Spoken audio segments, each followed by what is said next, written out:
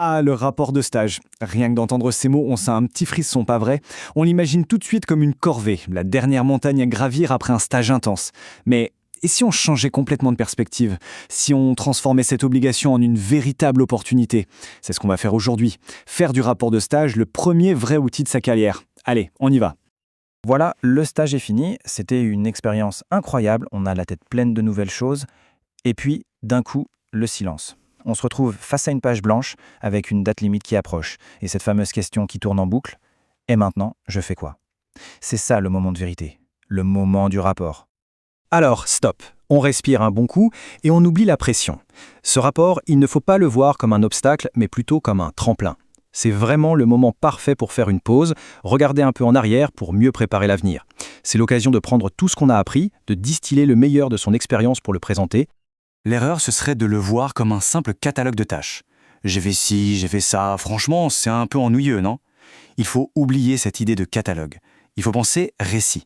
C'est le tout premier chapitre de son histoire professionnelle. C'est l'histoire de quelqu'un qui a évolué, appris, surmonté des défis. C'est cette histoire-là qu'on a envie de lire. Et bien sûr, pour raconter une bonne histoire, il faut un plan. On ne se lance pas comme ça, à l'aveugle. Il faut une sorte d'architecture, une colonne vertébrale pour que tout se tienne bien. C'est justement cette structure qui va transformer une pile de notes et de souvenirs en un document clair, logique et, avouons-le, beaucoup moins intimidant à rédiger. Alors, voilà le plan de construction, le grand classique qui marche à tous les coups. On peut le voir comme des briques qui s'emboîtent parfaitement. D'abord, on coule les fondations, l'intro et les remerciements. Ensuite, on monte les murs, la présentation d'entreprise. On commence à aménager l'intérieur avec la description des missions. Et là, on arrive au cœur de la maison, ce qui lui donne toute sa valeur, l'analyse personnelle. Et pour finir, on pose le toit, une conclusion bien solide. Chaque partie a sa place et vient renforcer le tout. L'introduction, c'est un peu la bande-annonce du rapport. En quelques lignes à peine, elle doit donner envie de lire la suite. Elle doit poser le décor, présenter l'enjeu principal et promettre une histoire qui vaut le coup. C'est vraiment là qu'on accroche le lecteur, qu'on lui donne une sorte de carte pour suivre le parcours. C'est la meilleure chance de faire une première impression qui marque. Et la conclusion alors? Ce n'est pas juste un petit au revoir et merci. Non, c'est l'atterrissage en douceur. On doit sentir que tout ce voyage avait un but. On récapitule les points clés, on montre qu'on a bien répondu à la problématique de départ, mais surtout, et c'est ça le plus important, on ouvre une porte sur l'avenir. Comment cette expérience a-t-elle influencé la suite du parcours?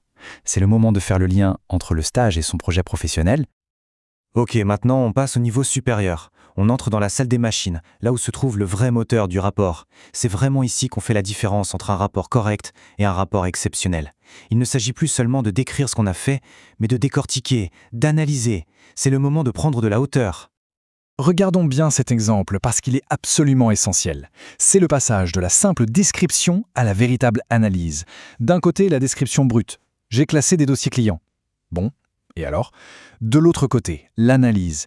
J'ai compris l'importance de l'organisation des données pour l'efficacité de l'équipe. On sent la différence, non? C'est un vrai saut qualitatif. On passe de la tâche à la compétence, de l'action à l'impact. On ne se contente plus de lister ce qu'on a fait, on démontre ce qu'on a appris et la valeur qu'on peut apporter. Le mot d'ordre, c'est donc de traduire. Il faut tout traduire. Chaque action en une compétence, chaque mission en un apprentissage, chaque difficulté surmontée en une nouvelle force. C'est exactement comme ça qu'on transforme une bête liste de tâches en un vrai portefeuille de compétences solide et valorisable. Et ça nous amène au bilan personnel. C'est le moment de l'introspection, un dialogue franc avec soi-même. Là, il faut tout mettre sur la table. Quelles sont les nouvelles compétences acquises, les nouvelles cordes à son arc? Quels ont été les moments de fierté, les vraies réussites? Mais aussi, et c'est tout aussi important, où est-ce que ça a un peu coincé? Quelles ont été les difficultés? Et surtout, comment ont-elles été surmontées? C'est cette honnêteté, cette lucidité qui fait toute la différence. Bon, on approche de la ligne d'arrivée. Avant de rendre sa copie, passons rapidement en revue quelques règles d'or. On peut voir ça comme la dernière couche de vernis, les petites finitions qui vont faire briller le rapport et garantir un résultat vraiment pro. Il faut être clair, concis, professionnel. La priorité absolue, c'est l'analyse, on l'a assez répété. Il faut s'assurer que les idées s'enchaînent de manière logique pour que la lecture soit fluide. Et la forme, bien sûr. L'orthographe, la grammaire, la mise en page, attention à ça. Ce sont les petits détails qui peuvent trahir un manque de rigueur.